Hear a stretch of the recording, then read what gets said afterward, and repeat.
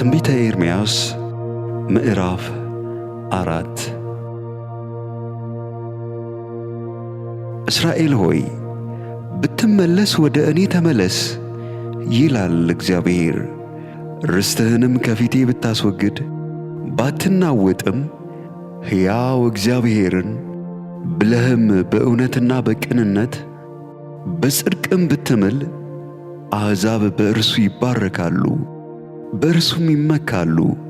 እግዚአብሔር ለይሁዳና ለኢየሩሳሌም ሰዎች እንዲህ ይላልና ጥጋቱን እርሻ እረሱ፣ በእሾህም ላይ አትዝሩ። እናንተም የይሁዳ ሰዎች በኢየሩሳሌምም የምትኖሩ ሆይ ስለ ሥራችሁ ክፋት ቁጣዬ እንደ እሳት እንዳይወጣ የሚያጠፋውም ሳይኖር እንዳያቃጥል ለእግዚአብሔር ተገረዙ። የልባችሁንም ሸለፈት አስወግዱ። በይሁዳ ዘንድ ተናገሩ፣ በኢየሩሳሌምም ላይ አውሩና በአገሪቱ ላይ መለከት ንፉ በሉ። ጮኻችሁም ሁላችሁ ተሰብሰቡ፣ ወደ ተመሸጉትም ከተሞች እንግባ በሉ። ከሰሜን ክፉ ነገርንና ጽኑ ጥፋትን አመጣለሁና ወደ ጽዮን ዓላማን አንሱ፣ ሽሹ፣ አትዘግዩ። አንበሳ ከጭፍቅ ዱር ወጥተዋል፣ አሕዛብንም የሚዘርፍ ተነስተዋል። ምድርሽን ባድማ ያደርግ ዘንድ ከስፍራው ወጥተዋል። ከተሞችሽም ሰው የሌለባቸው ፍርስራሾች ይሆናሉ። የእግዚአብሔር ጽኑ ቁጣ ከእኛ ዘንድ አልተመለሰምና ማቅ ልበሱ፣ አልቅሱም፣ ዋይም በሉ። በዚያም ቀን ይላል እግዚአብሔር፣ የንጉሡና የመኳንንቱ ልብ ይጠፋል፣ ካህናቱም ይደነቃሉ፣ ነቢያቱም ይደነግጣሉ። እኔም ጌታ እግዚአብሔር ሆይ ወዮ! አንተ ሰይፍ እስከ ነፍስ ድረስ በደረሰ ጊዜ ሰላም ይሆንላቸዋል ብለህ ይህን ሕዝብና ኢየሩሳሌምን እጅግ አታለልህ አልሁ። በዚያ ጊዜ ለዚህ ሕዝብና ለኢየሩሳሌም ለማበጠር ወይም ለማጥራት ሳይሆን የሚያቃጥል ነፋስ በምድረ በዳ ካሉ ወናዎች ኮረብቶች ወደ ወገኔ ሴት ልጅ ይመጣል። ስለ እኔ ጽኑ የሆነ ነፋስ ከእነዚህ ይመጣል ይባላል። አሁንም እኔ ደግሞ ፍርድን በእነርሱ ላይ እናገራለሁ። እነሆ እንደ ደመና ይመጣል፣ ሰረገሎቹም እንደ አውሎ ነፋስ፣ ፈረሶቹም ከንስር ይልቅ ፈጣኖች ናቸው። ጠፍተናልና ወዮልን! ኢየሩሳሌም ሆይ ትድኚ ዘንድ ልብሽን ከክፉ ነገር እጠቢ። ክፉ ሐሳብ የሚኖርብሽ እስከ መቼ ድረስ ነው? የተናጋሪ ድምፅ ከዳን ዘንድ ይናገራልና ከኤፍሬምም ኮረብቶች መከራን ያወራልና። ለአሕዛብ አሰሙና እነሆ ጠባቂዎች ከሩቅ አገር ይመጣሉ፣ በይሁዳም ከተሞች ላይ ይጮኻሉ ብላችሁ በኢየሩሳሌም ላይ አውሩ።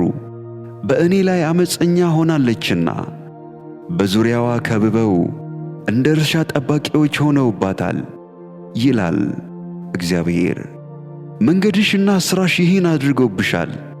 ይህ ክፋትሽ መራር ነው፣ ወደ ልብሽም ደርሰዋል።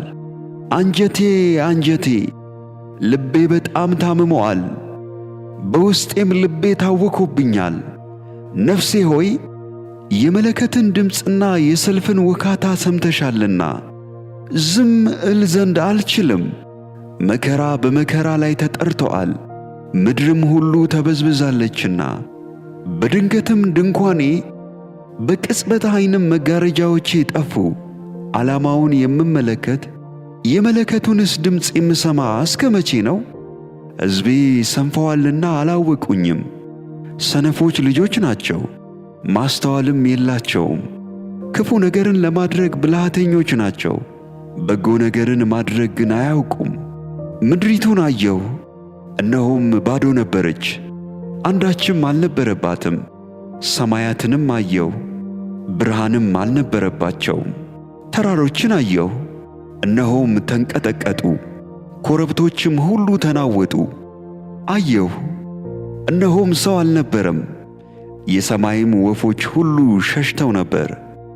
አየሁ፣ እነሆም ፍሬያማ እርሻ ምድረ በዳ ሆነች። ከተሞችም ሁሉ ከእግዚአብሔር ፊት ከጽኑ ቁጣው የተነሣ ፈርሰው ነበር። እግዚአብሔርም እንዲህ ይላል፣ ምድር ሁሉ ባድማ ትሆናለች፣ ነገር ግን ፈጽሜ አላጠፋትም። ስለዚህ ምድር ታለቅሳለች፣ በላይም ሰማይ ይጠቁራል።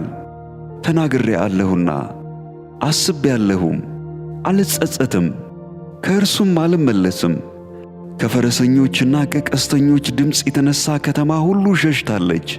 ወደ ችፍግ ዱርም ይገባሉ፣ በቋጥኝ ላይም ይወጣሉ። ከተማ ሁሉ ተለቅቃለች፣ የሚቀመጥባትም ሰው የለም። አንቺም የተበዘበዝሽ ሆይ ምን ታደርጊያለሽ?